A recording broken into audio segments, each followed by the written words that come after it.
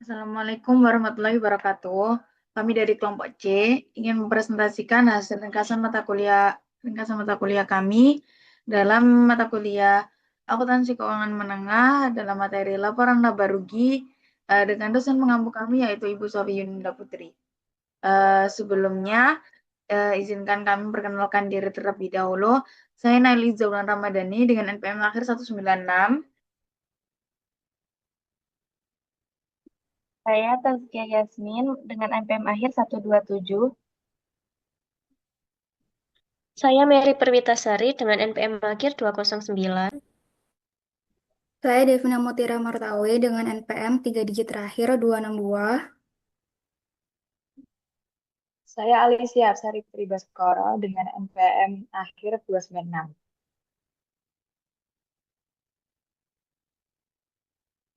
Yang pertama kita membahas tentang definisi laporan laba rugi. Laporan laba rugi adalah laporan yang mengukur keberhasilan operasi perusahaan dalam periode waktu tertentu. Laporan ini memberikan informasi kepada investor dan kreditor yang jumlah mememprediksi jumlah, waktu, dan ketidakpastian arus kas di masa mendatang. Selanjutnya, kegunaan laporan laba rugi. Yang pertama, yaitu evaluasi kinerja masa lalu perusahaan, yaitu memeriksa pendapatan dan pengeluaran menunjukkan bagaimana kinerja perusahaan dan memungkinkan perbandingan dengan para pesaingnya. Lalu yang kedua, memberikan dasar untuk memprediksi kinerja di masa depan, yaitu informasi tentang kinerja masa lalu membantu menentukan tren penting jika berlanjut memberikan informasi tentang kinerja di masa depan. Lalu yang ketiga, membantu menilai resiko atau ketidakpastian pencapaian arus kas di masa depan. Hal ini membantu nilai resiko tidak tercapai, menilai resiko tidak tercapainya tingkat arus kas tertentu di masa depan. Selanjutnya, keterbatasan laporan laba rugi. Yang pertama, perusahaan menghilangkan pos-pos dari laporan laba rugi yang tidak dapat mereka ukur dan dapat diandalkan. Lalu yang kedua, angka pendapatan dipengaruhi oleh metode akuntansi yang digunakan. Ketiga, pengukuran pendapatan melibatkan pertimbangan. Selanjutnya, kualitas pendapatan. Jadi laba merupakan informasi penting bagi investor dan manajemen dalam mengambil keputusan. Namun, tekanan untuk mencapai target sering mendorong praktek manajemen laba seperti mengatur waktu pengakuan pendapatan dan biaya. Hal ini dapat menurunkan kualitas laba karena informasi menjadi kurang mencerminkan kondisi sebenarnya, sehingga berpotensi mengurangi kepercayaan investor. Selanjutnya, isi dan format laporan laba rugi. Unsur-unsur laporan laba rugi. Laba bersih dihasilkan dari transaksi pendapatan, pengeluaran, keuntungan, dan kerugian. Lalu laporan laba rugi merangkum transaksi-transaksi ini. Metode pengukuran laba ini, pendekatan transaksi berfokus pada aktivitas terkait laba yang telah terjadi selama periode tersebut.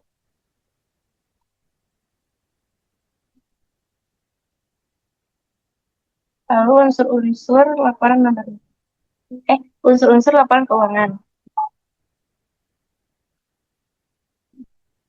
Yang pertama ada pendapatan. Pendapatan adalah peningkatan aset atau penurunan kewajiban yang mengakibatkan peningkatan ekuitas selain yang berkaitan dengan kontribusi dari pemegang klaim ekuitas. Lalu yang kedua ada beban. Beban adalah penurunan aset atau peningkatan liabilitas yang mengakibatkan penurunan ekuitas selain yang berkaitan dengan distribusi kepada pemegang klaim ekuitas.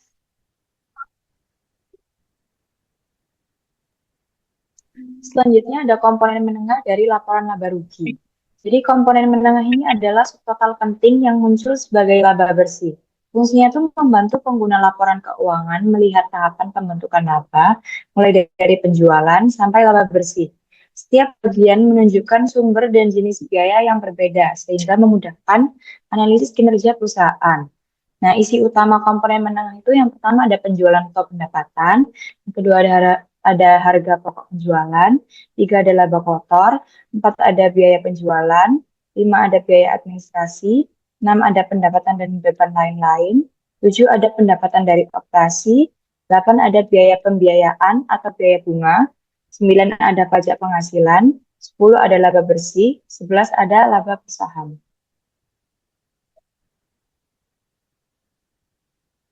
Selanjutnya ada laporan laba rugi ringkas.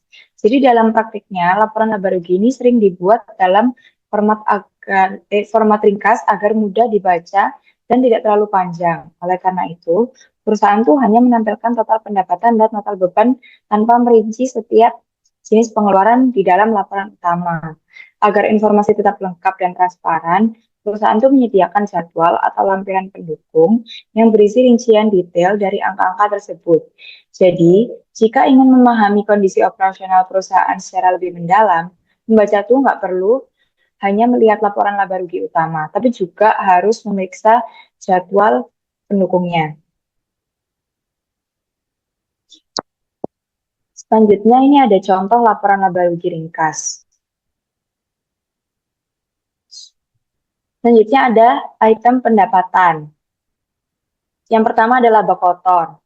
Jadi laba kotor itu dihitung dari penjualan bersih dikurangi biaya barang terjual, di mana penjualan reguler dilaporkan secara terpisah, sementara pendapatan yang tidak biasa dicatat dalam pendapatan dan beban lain.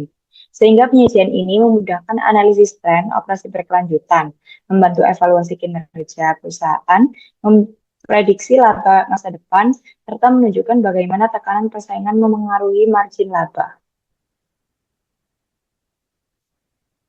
Selanjutnya ada pendapatan dari operasi.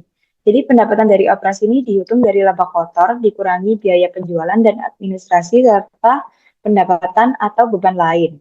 Dia menunjukkan kinerja bisnis reguler, digunakan analisis untuk memprediksi arus kas masa depan untuk pendapatan dari operasi. Jadi ada klasifikasi biaya dari pendapatan dari operasi. Yang pertama ada sifat pengeluaran. Dia berdasarkan jenis biaya, tidak perlu alokasi biaya ke fungsi. Yang kedua ada fungsi pengeluaran. Dia berdasarkan fungsi, biaya layanan atau HPP, lebih relevan untuk analisis kinerja. Terus ada keuntungan dan kerugian. Jadi ada perdebatan ini dimasukkan ke laba rugi atau langsung ke laba ditahan. Terus menurut IASB, ya semua pendapatan dan beban sebaiknya dilaporkan dalam laba rugi. Terus item tidak biasa tetap dilaporkan jika material dan dapat disajikan terpisah atau dalam pendapatan dan pengeluaran lain.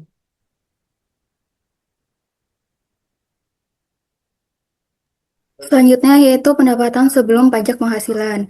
Pendapatan sebelum pajak penghasilan diperoleh dengan mengurangi biaya pembiayaan dari pendapatan operasional. Menurut IFRS, biaya pembiayaan harus disajikan secara terpisah dalam laporan laba rugi. Tujuannya adalah untuk membedakan antara aktivitas operasional perusahaan dan aktivitas pembiayaan.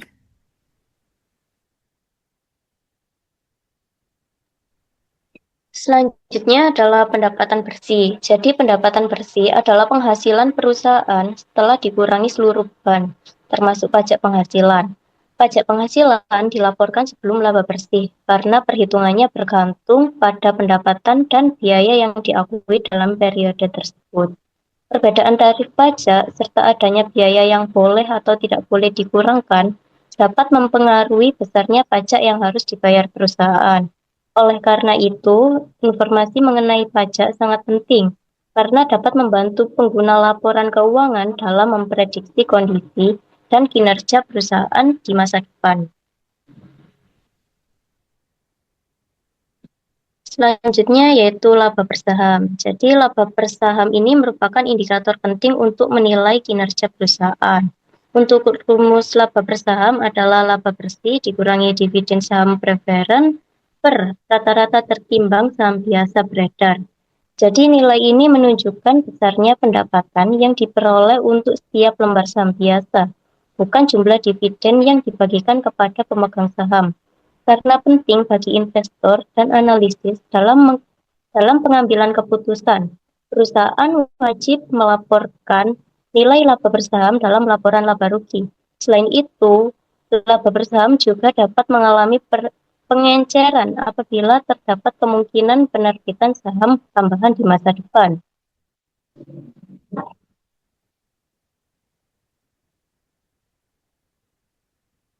Selanjutnya yaitu operasi yang dihentikan.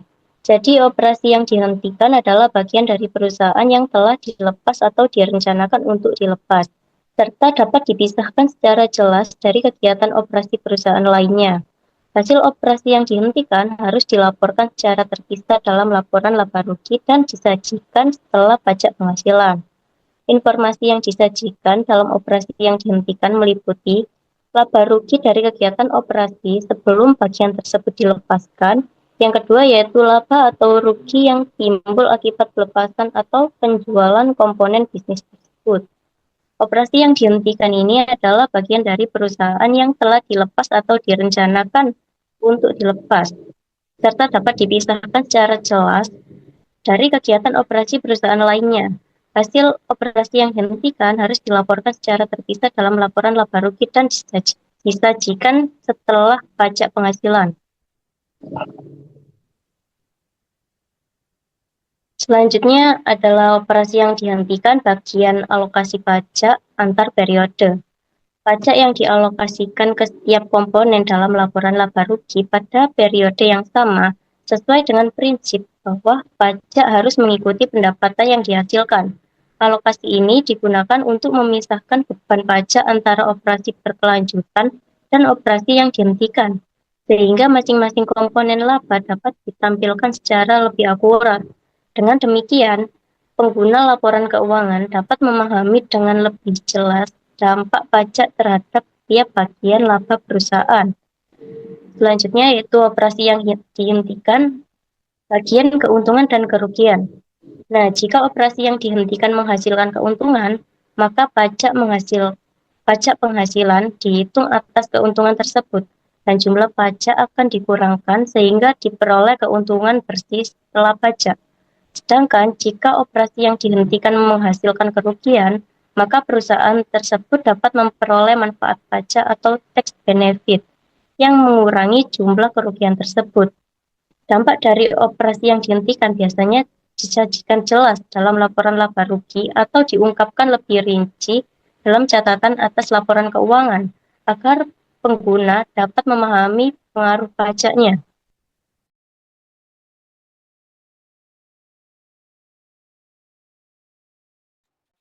Selanjutnya yaitu alokasi untuk kepentingan non-pengendali. Kepentingan non-pengendali adalah bagian kepemilikan pada anak perusahaan yang tidak dimiliki oleh perusahaan induk. Meskipun laporan keuangan digabung, bagian laba yang menjadi hak pemegang saham non-pengendali tetap harus dipisahkan. Dalam laporan laba rugi konsolidasi, laba bersih dialokasikan menjadi dua bagian, yaitu yang pertama bagian untuk pemilik, dan yang kedua bagian untuk kepentingan non-pengendali. Alokasi ini ditampilkan di bawah laporan laba rugi setelah laba bersih. Selanjutnya yaitu perubahan dan kesalahan akuntansi.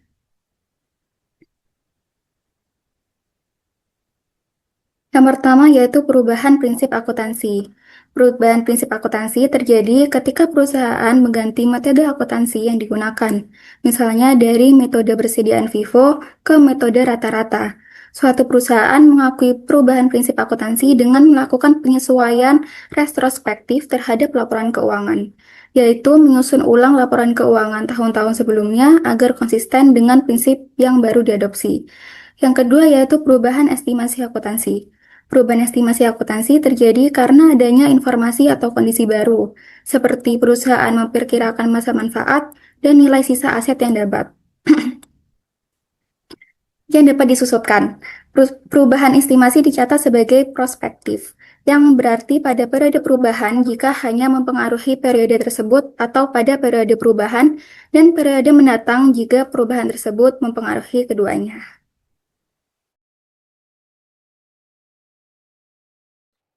Selanjutnya ada koreksi kesalahan. Itu terjadi karena kesalahan matematika, penerapan prinsip akuntansi, kelalaian atau penyalahgunaan fakta saat penyusunan laporan. Nah, contohnya saja jika saat salah pencatat pendapatan, piutang, persediaan, saham, atau provisi. Nah, dicatat melalui jurnal koreksi saat kesalahan ditemukan. Jika terkait periode sebelumnya, disesuaikan ke saldo awal laba ditahan. Jika ada laporan komparatif, periode sebelumnya harus di-restatement. Nah, perubahan prinsip itu langsung menyesuaikan laba ditahan. Jika perubahan estimasi itu dicatat di prospektif atau periode berjalan dan masa depan. Nah, tujuan diberlakukan ini itu untuk menjaga keandalan, konsistensi, dan keterbandingan laporan keuangan.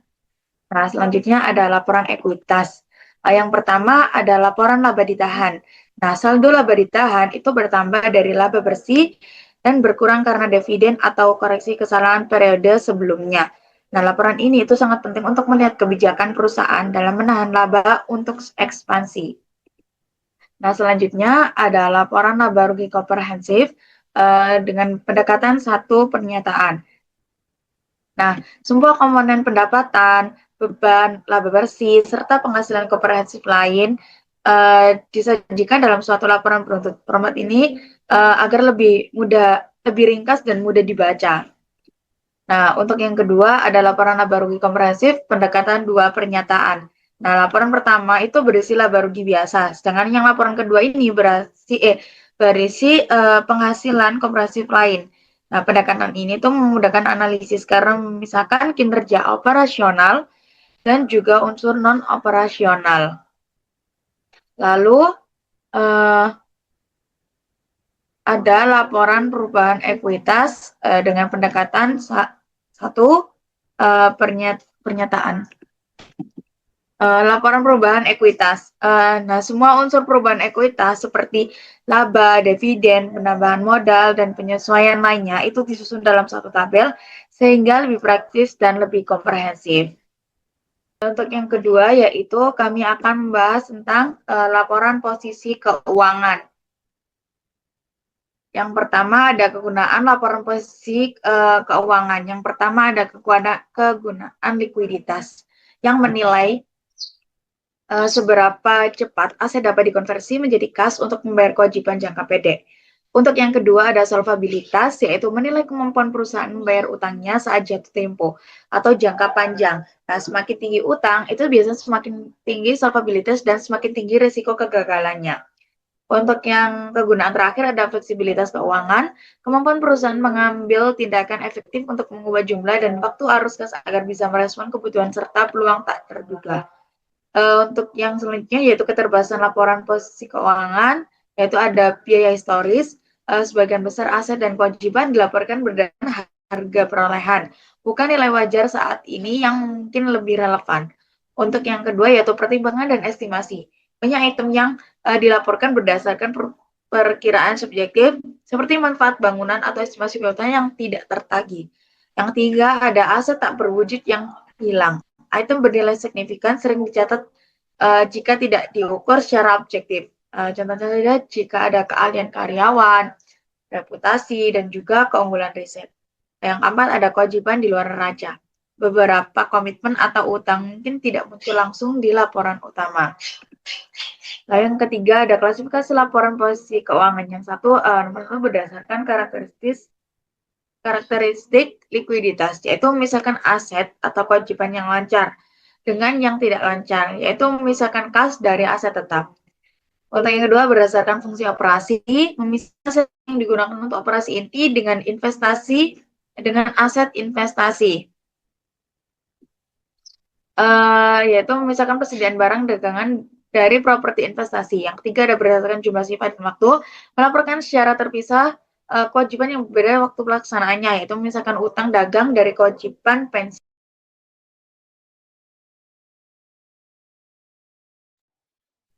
Selanjutnya yaitu unsur-unsur laporan posisi keuangan. Yang pertama ada aset, yaitu sumber daya ekonomi yang dimiliki perusahaan. Ini digunakan untuk menghasilkan manfaat ekonomi di masa depan. Contoh akunnya ada kas, persediaan, bangunan, dan peralatan. Yang kedua ada kewajiban. yaitu utang atau kewajiban perusahaan kepada pihak lain dan harus dibayar di masa depan. Contoh akunnya adalah utang usaha dan utang bank. Selanjutnya yang ketiga ada ekuitas, yaitu hak pemilik atas aset yang setelah dikurangi kewajiban. Ini menunjukkan kekayaan bersih perusahaan. Rumus ekuitas yaitu aset kurangi kewajiban.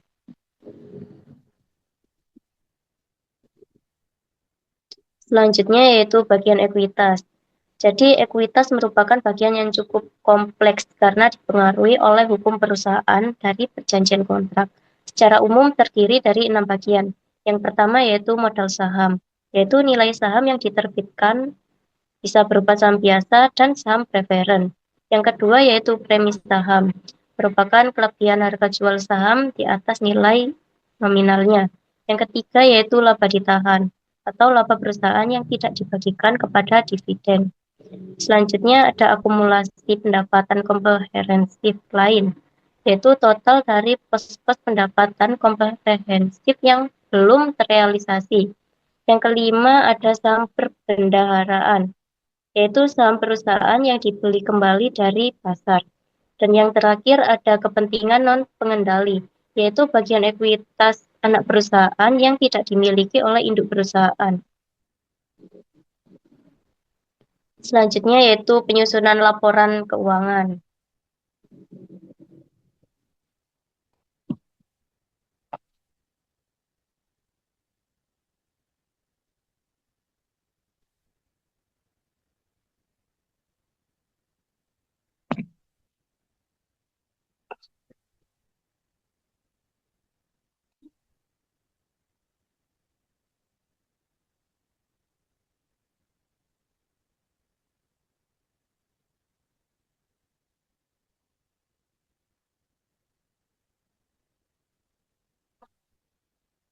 Yang pertama yaitu formulir akun. Jadi secara umum perusahaan menggunakan formulir akun atau formulir laporan untuk menyajikan informasi laporan posisi keuangan.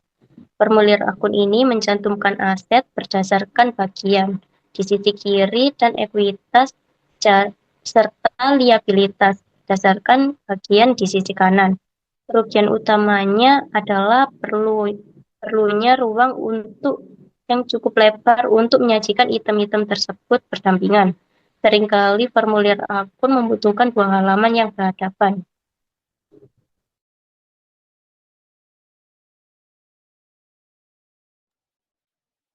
Selanjutnya formulir laporan posisi keuangan.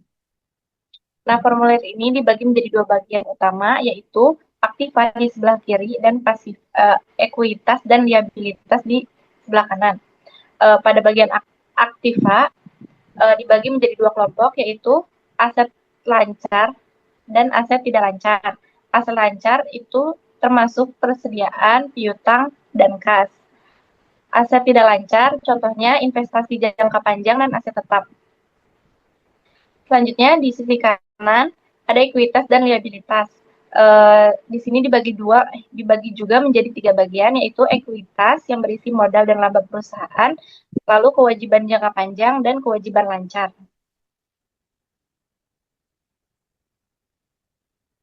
Selanjutnya laporan arus kas. Tujuan utama laporan arus kas adalah untuk memberikan informasi yang relevan tentang kas. Laporan arus kas mencakup hal-hal berikut. Yang pertama, dampak kas dari operasi selama 1 periode. Kedua, investasi transaksi. 3, transaksi pembiayaan. Dan 4, peningkatan atau penurunan bersih kas selama periode tersebut.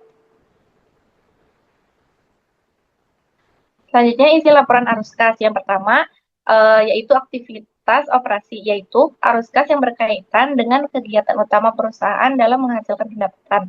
Lalu yang kedua ada aktivitas investasi, yaitu arus kas yang berkaitan dengan pembelian dan penjualan aset jangka panjang seperti investasi serta aset tetap.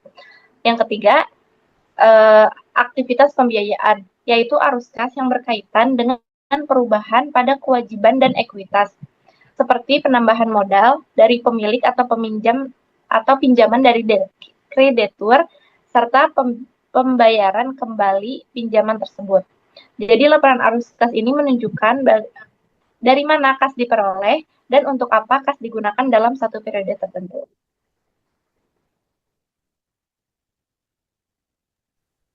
Selanjutnya yaitu penyusunan laporan arus kas. Perusahaan memperoleh informasi untuk menyusun laporan arus kas dari beberapa sumber. Yang pertama, laporan posisi keuangan komparatif. Yang kedua, laporan laba rugi saat ini. Yang ketiga, data transaksi terpilih. Penyusunan laporan arus kas melibatkan 4 langkah. Yang pertama yaitu menentukan arus kas bersih yang dihasilkan oleh aktivitas operasi. Yang kedua, menentukan kas bersih yang dihasilkan oleh aktivitas investasi dan pendanaan. Yang ketiga, menentukan perubahan kas selama periode tersebut. Dan yang keempat adalah mencocokkan perubahan kas dengan saldo kas awal dan saldo kas akhir.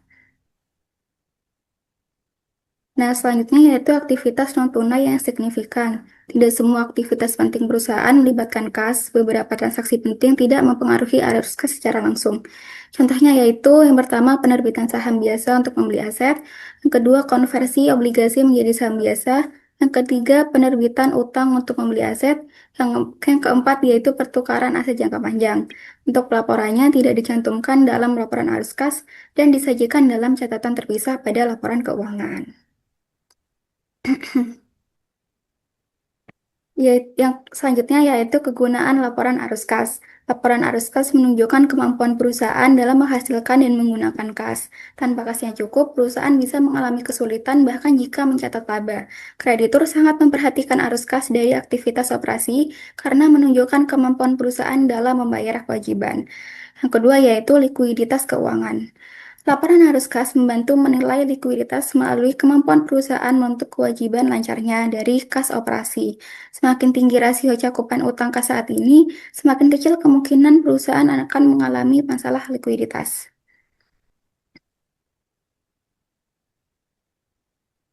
Selanjutnya yaitu fleksibilitas keuangan. Rasio cakupan utang kas memberikan informasi tentang fleksibilitas keuangan. Ini menunjukkan kemampuan perusahaan untuk membayar kewajibannya dari kas bersih yang dihasilkan dari aktivitas operasi tanpa harus melikuidasi aset yang digunakan dalam operasinya. Yang selanjutnya yaitu arus kas bebas. Arus kas bebas adalah kas yang tersedia setelah perusahaan memenuhi kebutuhan operasional dan pengeluaran pentingnya. Semakin besar arus kas bebas, semakin kuat kemampuan perusahaan untuk membayar kas, menambah investasi, membeli saham kembali, atau meningkatkan likuiditas. Selanjutnya yaitu informasi tambahan. International Financial Reporting Standard mensyaratkan penyajian laporan keuangan lengkap setiap tahun, disertai informasi komparatif periode sebelumnya.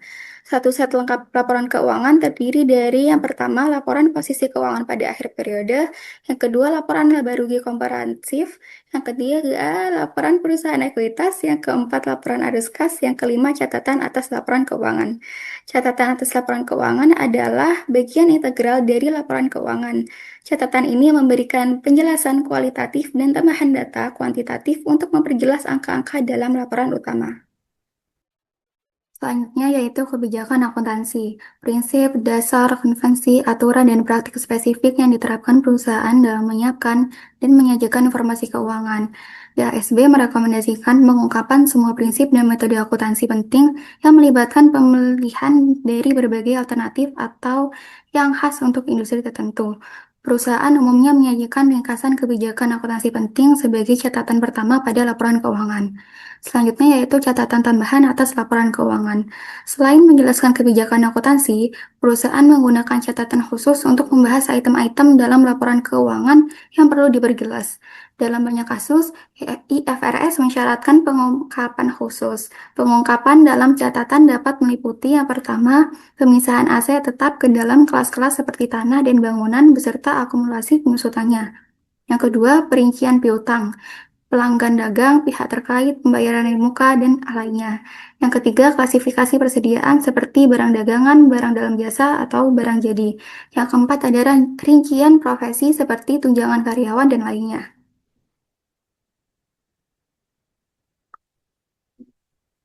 Selanjutnya ada teknik pengungkapan perusahaan. Jadi teknik pengungkapan ini bertujuan memberikan informasi yang transparan dan relevan kepada pengguna laporan keuangan. Pengungkapan itu tidak hanya melalui laporan utama seperti laporan posisi keuangan, tapi juga melalui catatan atas laporan keuangan yang menjelaskan kebijakan akuntansi, metode penilaian, dan Rincian akun penting. Hal ini penting karena banyak angka dalam laporan keuangan itu menggunakan estimasi dan pertimbangan manajemen. Yang pertama itu ada pengungkapan dalam laporan keuangan. Ini disajikan melalui laporan utama, menyediakan informasi aset, kewajiban dan ekuitas, bertujuan membantu penilaian likuiditas, solvabilitas, dan risiko. Yang kedua ada pengungkapan dalam catatan atas laporan keuangan. Ini ada kebijakan akuntansi yang digunakan, metode penilaian seperti FIFO, biaya historis, terus ada rincian akun penting, informasi komitmen dan kewajiban tersembunyi. Yang ketiga ada pengungkapan tambahan. Informasi aset tidak berwujud, estimasi dan pertimbangan manajemen, risiko dan ketidakpastian usaha, dan transaksi tidak biasa. Selanjutnya ada pedoman lainnya. Dalam penyajian laporan posisi keuangan, perusahaan itu harus mengelompokkan akun yang memiliki karakteristik serupa agar memudahkan analisis. Misalnya, aset dipisahkan menjadi aset lancar dan tidak lancar, agar pengguna dapat menilai kemampuan perusahaan, memenuhi kewajiban jangka pendeknya. Pengungkapan juga harus detail, tidak hanya menampilkan total angka, supaya informasi lebih informatif dan tidak menyesatkan. Selanjutnya, ada jenis-jenis rasio utama. Yang pertama ada rasio likuiditas. Ini mengukur kemampuan membayar kewajiban jangka pendek. Contohnya ada current ratio, quick ratio, cash ratio. Yang kedua ada rasio solvabilitas. Ini mengukur kemampuan membayar seluruh kewajiban jangka panjang. Ada debt to asset ratio, debt to equity ratio. Yang ketiga ada rasio profitabilitas. Dia itu mengukur kemampuan menghasilkan laba. Contohnya ada return on asset, return on equity, sama net profit margin. Yang keempat ada rasio aktivitas. Dia mengukur efisiensi penggunaan aset. Contohnya ada perputaran persediaan, perputaran piutang. Sekian dari pembahasan materi kami. Untuk selanjutnya yaitu untuk pembahasan soal 1 dan juga soal 2.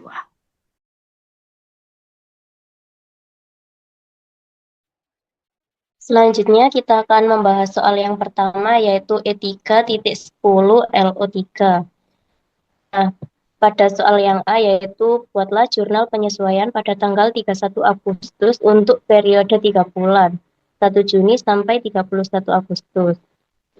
Sesuai dengan data di atas, yaitu yang pertama, saldo asuransi dibayar di muka adalah premi 1 tahun yang dibayarkan pada tanggal 1 Juni 2022. Jadi jurnalnya 1.125 pada debit beban asuransi dan kredit asuransi dibayar di muka. Yang kedua yaitu perhitungan perlengkapan pada tanggal 31 Agustus menunjukkan persediaan senilai 650 yen yang tersedia. Untuk jurnalnya yaitu 1.950 pada debit beban perlengkapan dan 1.950 pada kredit perlengkapan. Yang ketiga yaitu tingkat penyusutan tahunan adalah bangunan 4% dan peralatan 10%. Nilai residu adalah diperkirakan sebesar 10% dari biaya. Untuk jurnalnya 1.200 pada debit penyusutan bangunan dan 1.200 pada kredit bangunan. Kemudian 400 pada debit beban penyusutan perlengkapan dan 400 pada kredit peralatan. Kemudian pendapatan sewa yang belum diterima sebesar 3.800 harus diakui sebagai pendapatan sebelum tanggal 31 Agustus. Yaitu jurnalnya kredit 800 pada pendapatan sewa dan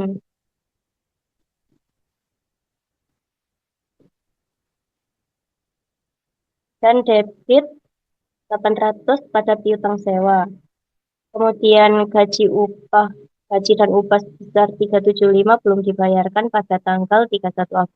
untuk jurnalnya, yaitu kredit utang gaji 375 dan debit beban upah dan gaji 375. Kemudian yang terakhir yaitu surat perjanjian hipotek tertanggal 1 Januari 2022. Tingkat bunga hipotek adalah 8% per tahun dengan jurnal 1.000 pada debit beban bunga dan 1.000 pada kredit utang hipotek.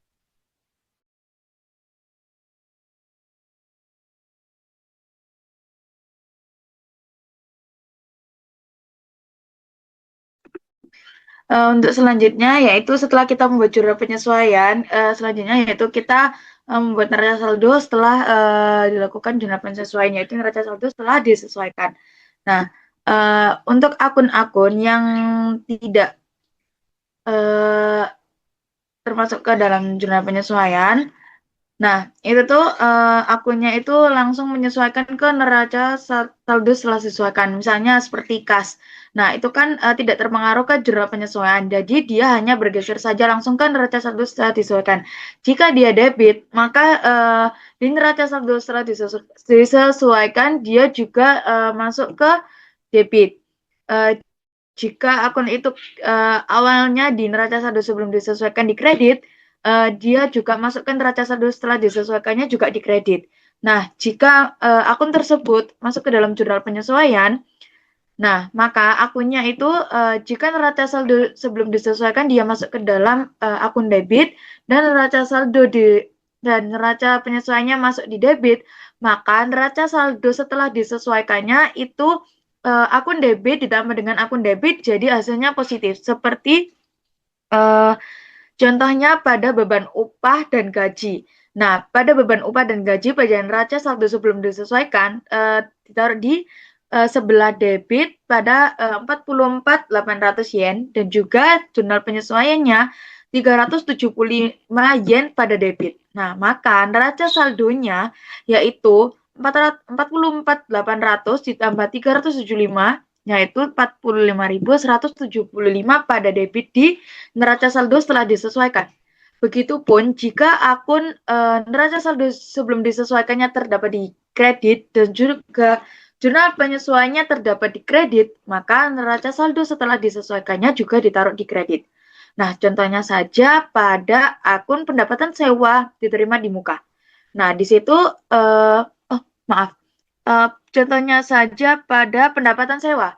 Nah, pendapatan sewa di neraca saldo sebelum disesuaikan itu kan terdapat di kredit sebesar 86.200. Nah, di jurnal penyesuaiannya itu dia terletak juga di kredit sebesar 3.800 yen. Maka di neraca saldo setelah disesuaikannya, maka 86.200 secara kredit dan juga 3.800 secara kredit ditambahkan lalu diletakkan di sisi kredit sebesar 90.000 yen. Nah, jika neraca saldo sebelum disesuaikan dan jurnal penyesuaiannya itu tidak sama, misalkan satunya debit, satunya kredit, berarti harus dikurangi. Contohnya saja pada kolom pendapatan sewa diterima di muka. Nah, pendapatan sewa diterima di muka pada neraca saldo sebelum disesuaikan itu kan terletak di sebelah kredit sebesar 4.600 yen. Nah, di jurnal penyesuaiannya itu ada di sebelah sisi debit sebesar 3.800. Kan nggak sama ya antara kredit dengan debit. Nah, maka di neraca saldo setelah disesuaikannya kan akun normalnya itu ada di sebelah kredit ya. Jadi kredit dikurangi debit, jadi 4.600 dikurangi 3.800, jadi sebesar 800. Begitupun jika neraca saldo sebelum disesuaikannya di sebelah debit, jurnal penyesuaiannya di sebelah kredit, itu juga akan dikurangi. Nah, dari akun-akun jurnal penyesuaian dan juga neraca saldo sebelum disesuaikan, maka bisa dihasilkan neraca saldo setelah disesuaikan. Nah, pada soal pertama ini dapat di total dengan hasil balance, neraca saldo setelah disesuaikannya antara debit dan kredit jika di total adalah sebesar 247.475 yen. Antara debit dan juga kreditnya itu sama atau yang biasa kita sebut sebagai balance.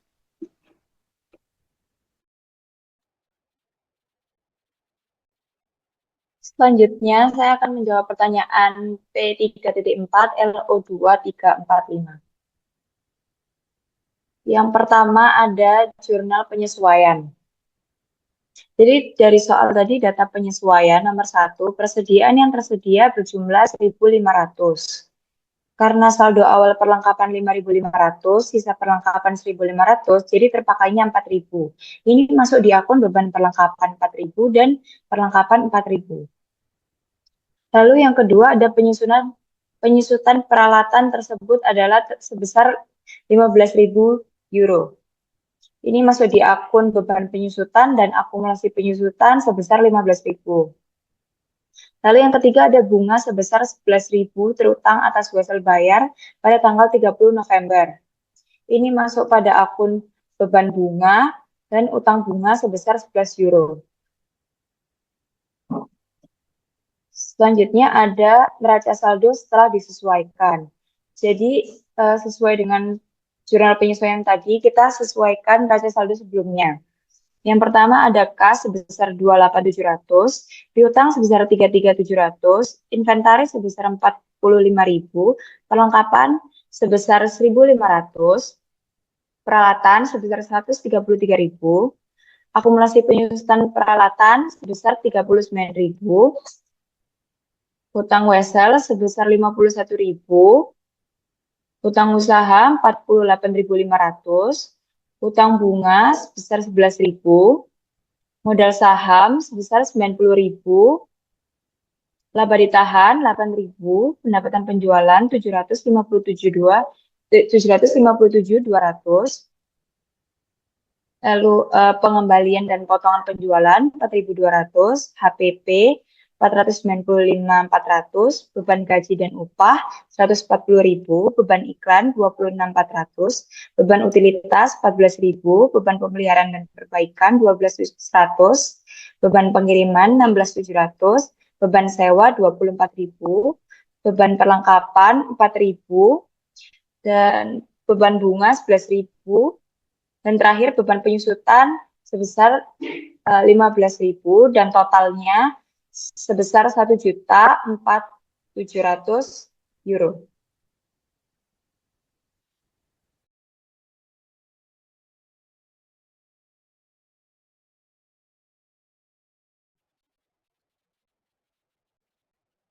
Selanjutnya laporan laba rugi.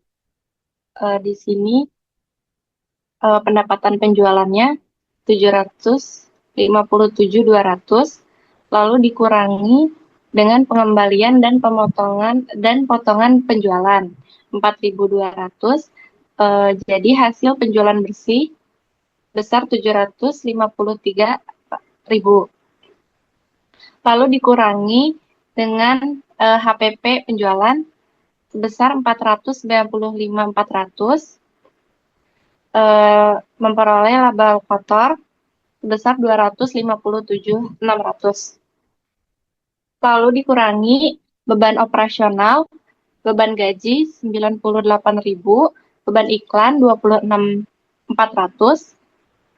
beban utilitas 11.200, beban perlengkapan 4.000, beban sewa 19.200, beban penyusutan 15.000,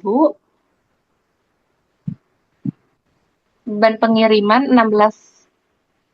16.700, dan beban administrasinya, beban gaji dan upah 42.000, beban pemeliharaan dan perbaikan 12.100, beban sewa 4.800, dan beban utilitas 2.800, sehingga jumlah beban operasional 252.200. Lalu dikurangi dengan pendapatan dan pengeluaran lainnya, yaitu ada beban bunga sebesar 11.000.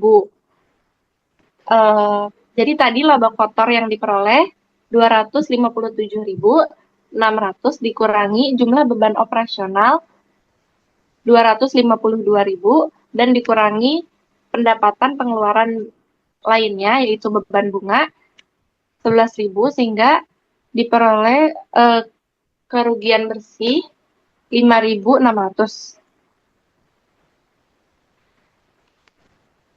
Selanjutnya laba ditahan.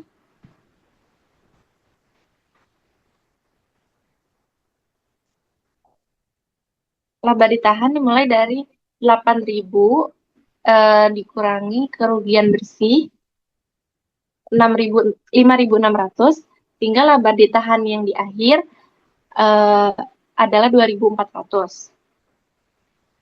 Selanjutnya neraca posisi keuangan. Untuk yang aset ada kas 28.700, piutang 33.700, inventaris 45.000, perlengkapan 1.500, peralatan 133.000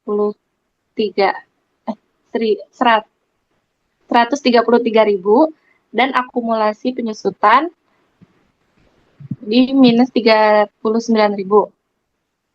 Dan total asetnya 202.900. Lalu yang liabilitas ada hutang wesel 51.000, hutang usaha 48.500, hutang bunga 11.000 dan total liabilitasnya 110.500. Lalu ekuitas modal saham 90.000 dan laba ditahan akhir 2.400. Total ekuitas 92.400. Total liabilitas dan ekuitas 202.900. Nah, jadi yang aset aktiva dan ekuitas dan liabilitas itu balance. Selanjutnya yaitu jurnal penutup. Tujuannya adalah agar saldo akun pendapatan dan beban kembali menjadi nol sehingga siap digunakan untuk periode berikutnya. Langkah pertama adalah menutup akun pendapatan karena pendapatan memiliki saldo normal di kredit, maka untuk menutupnya kita debit akun pendapatan dan kredit akun ikhtisar laba atau rugi.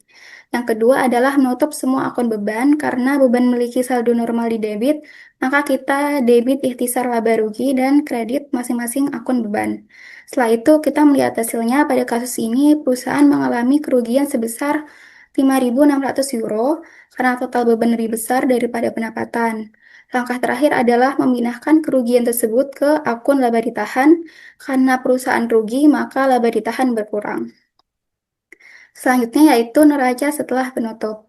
Setelah semua jurnal penutup dibuat, langkah berikutnya adalah menyusun neraca setelah penutup atau post-closing trial balance.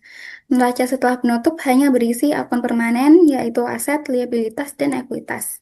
Akun pendapatan dan beban tidak muncul lagi karena sudah ditutup dan saldonya menjadi nol.